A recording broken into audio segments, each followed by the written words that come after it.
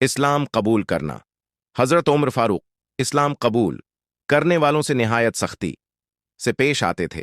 آپ اسلام قبول کرنے والوں پر ظلم کرتے مگر کسی کو بھی اس کے ایمان سے متزلزل نہ کر سکتے تھے۔ ایک دن آپ نے ارادہ کیا کہ آج میں دین اسلام کا نام و نشان مٹا کر ہی لوٹوں گا۔ آپ اپنی تلوار میان سے نکال کر حضور نبی کریم کی تلاش میں نکل پڑے۔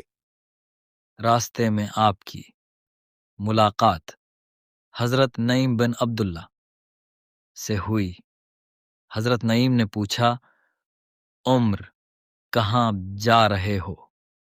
آپ نے جواب دیا، آج محمد کا فیصلہ کرنے جا رہا ہوں۔ حضرت نعیم بولے، تمہیں تمہارے نفس نے دھوکے میں مبتلا کر دیا ہے۔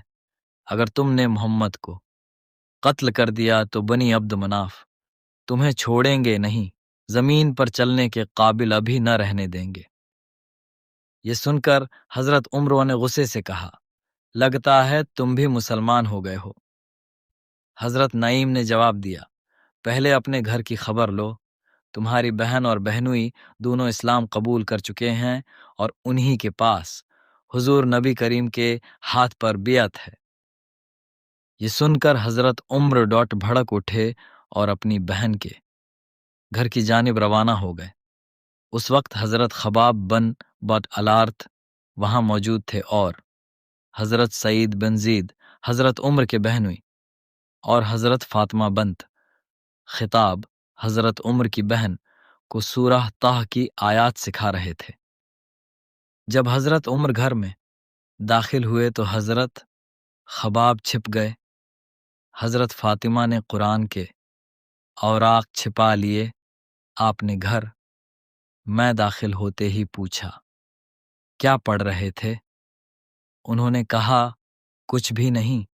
آپ نے اپنے کانوں سے آواز سنی تھی، اس لیے دونوں پر برس پڑے۔ سب سے پہلے بہنوئی حضرت سعید بن زید کو مارنا شروع کر دیا۔ جب حضرت فاطمہ اپنے شوہر کو بچانے کے لیے آگے بڑھیں تو آپ نے انہیں بھی دھکا دیا، جس سے ان کا سر پھٹ گیا اور خون بہنے لگا۔ حضرت سعید بن زید نے آپ کے غصے کے جواب میں کہا، ہاں، ہم نے اسلام قبول کر لیا ہے اور حضور نبی کریم کی اطاعت قبول کر لی ہے۔ حضرت فاطمہ بھی بول اٹھیں، ہم مسلمان ہو چکے ہیں اور تم جو چاہے کر لو، ہم دینی اسلام کو ہرگز نہیں چھوڑیں گے۔ حضرت عمر نے اپنی بہن اور بہنوئی کی حالت دیکھی۔ بہن کے سر سے خون بہتا دیکھ کر آپ کا غصہ ٹھنڈا ہو گیا اور دل میں نرمی پیدا ہوئی۔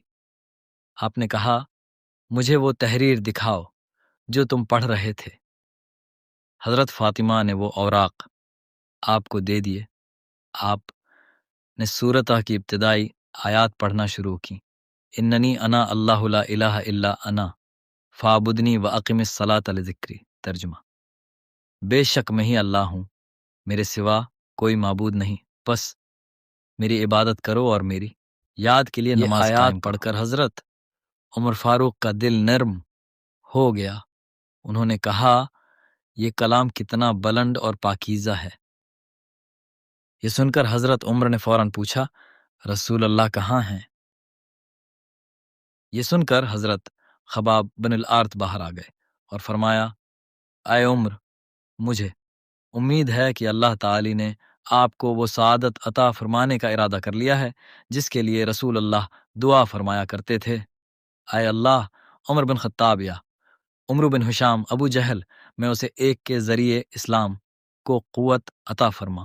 حضرت خباب نے بتایا کہ رسول اللہ داری ارقم میں تشریف رکھتے ہیں۔ حضرت عمر اپنی تلوار لے کر فوراً داری ارقم پہنچے اور دروازہ کھٹکھٹایا۔